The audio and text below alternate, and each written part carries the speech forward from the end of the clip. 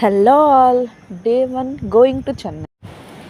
Bus ఏమో 9కి, reporting time ఏమో 8:45కి, నేను స్టార్ట్ అయిందేమో 8:20కి. అసలే హడావుడిలో చేస్తుంటే అందులోకి మా ఫ్రెండ్ కాల్ చేసి వచ్చేటప్పుడు జ్యూస్ తీసుకుని రా, లైట్ డిన్నర్ ఏం చేయలేదని అన్నది. అలాగే కుస్తీలు పడి ఎలాగోకలా బస్సు ఎక్కేసాం.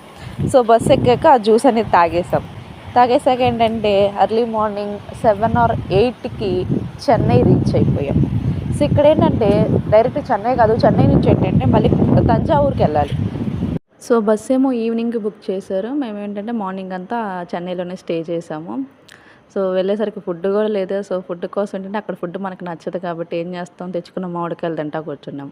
కానీ వర్స్ట్ ఎక్స్పీరియన్స్ ఏంటంటే అక్కడ ఒక ర్యాపిడో డ్రైవర్ ఏంటంటే లాంగ్వేజ్ ప్రాబ్లం వచ్చింది. మేమేమో చూసుకోకుండా లొకేషన్ అనేది రాంగ్గా పెట్టాము.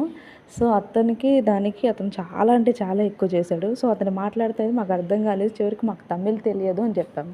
సో తెలియదురని చెప్తే చివరికి దానికైతే సో మాకైతే దండం పెట్టాడు. లిటరల్లీ మీరు చదువుకున్నారా అది ఇది అని ఏదేదో మాట్లాడాడు. అదొక వరస్ట్ ఎక్స్పీరియన్స్. సో చివరికి అలా తిప్పలు పడి చివరికి లొకేషన్కి అయితే రీచ్ అయ్యాము. సో ఇంతకీ నేను చెన్నై ఎందుకు వెళ్ళాను అంటే మీకు తెలుసు కదా మన జాబ్ ఏంటో.